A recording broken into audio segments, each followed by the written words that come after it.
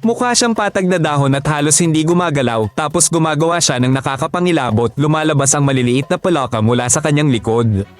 Ito ang Suriname pipa, isang nilalang sa lupa pero parang dayuhan mula sa latian ng Amazon. Isipin ng inang nagdadala ng 12-dosenang itlog sa ilalim ng balat niya sa likod. Tahimik na lumalaki ang mga anak sa tubig. Biglang, lumalabas sila ng walang yugto ng butete. Ganyan dumami ang Suriname pipa.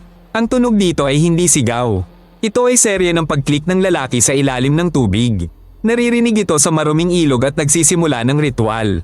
Pagkatapos nito, nanginginig ang mga kamay ng mga nakakakita. At mas kakaiba pa ang sumunod. Ito ay parang sapad na palaka hanggang 20 sentimetro.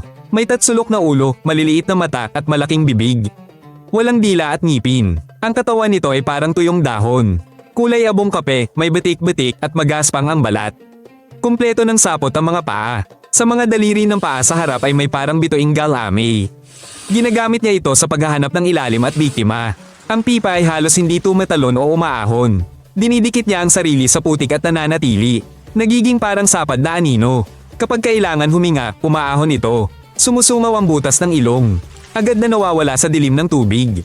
May mga butas sa ulo at tagiliran nito. Ito ay sensitibong bahagi. Nakakatulong ito upang maramdaman ang mundo ng walang ilaw. Ang pangunahin sa kanya ay ang inkubador sa likod. Sa pagliligawan, inihahagis ng lalaki ang babae sa tubig. Ipinapakalat niya ang binhi sa likod nito. Lumalaki ang balat sa paligid ng bawat itlog. Nagiging hiwalay itong sisidlan, parang bahay pukyutan. Sa loob, halos 3 buwan, lumalaki ang maliliit na palaka. Hindi sila dumadaan sa yugto ng butete. Karaniwan, may 40 hanggang 80 butas iyon. Pagdating ng takdang oras, bumubukas ang mga takip ng butas. 12-dosenang maliliit na pipa ang lumulundag palabas. Pagkatapos, binabalatan ng ina ang nagaspang na balat. Nagpapagaling siya ng ilang sandali, nagtatago sa lilim ng mga balubad. Ang Surinamese pipa ay nakatira sa mabagal na ilog, dating liko ng ilog at latian sa Hilagang Timog Amerika.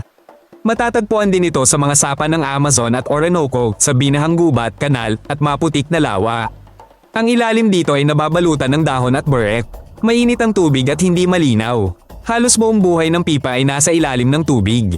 Naguhukay at nagkukubli ito. Nangangaso ito sa gabi. Hinihigop ang biktima sa malakas na pagsipsip. Gamit din ng kamay para itulak ang pagkain sa bibig. Sa tagtuyot, lumalalim ito o lumilipat sa hukay at mabagal na daluyan. Doon ay may tubig pa at oksiheno para sa bihirang paglabas sa ibabaw. Doon din ay iniiwasan nito ang isda at ahas. Umaasa ito sa pagtatago at pananatiling di gumagalaw.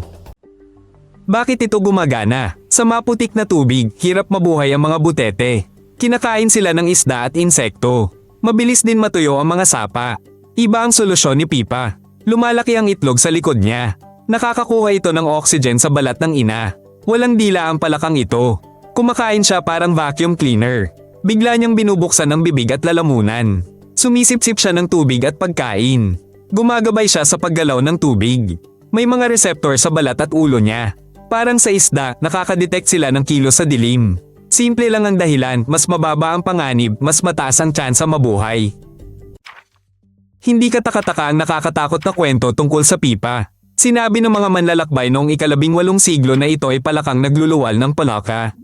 Inakala ng mga mambabasa na ito ay halimaw. Makikita sa online ang mga video kung saan lumalabas ang mga sanggol mula sa likod ng ina. Totoo ito, ngunit hindi ito parasito o sakit. Madaling masaktan ng babae habang nagpapisa. Kaya hindi ito dapat hawakan. Anumang paggambala ay peligro ng impeksyon at pagkamatay ng itlog. Ang palakang ito ay inilarawan ni Linnaeus. Kinumpirma ang kakaibang pagpaparami nito ng mga naturalista sa Suriname at Guyana. Nagulat ang siyentista sa pulot pukyutan sa likod. Nakakamangha rin ng pagliligawan. Ang lalaki ay nagkiklik sa ilalim ng tubig parang sumasayaw habang naglalagay ng itlog. Ipinakita ng pag-aaral na nagbabago ang balat ng ina. Nagiging mga selula ito na may daluyan ng dugo dahil sa hormones. Hindi sila endangered pero apektado ng pagtuyo ng latian. Pati polusyon sa ilog ay problema. Kung saan namamatay ang tubig, nawawala rin ang pipa. Ang Suriname pipa ay hindi katahang-isip. Ito ay tunay na alien na himala sa lupa. May kindergarten ito sa ilalim ng balat. Nakatira ito sa madilim na tubig ng tropiko. Ito ang channel ng mga nilalang sa lupa. May mas kakaibang nilalang pa. Mag-subscribe para makita pa ang higit na katatakutan. Palem.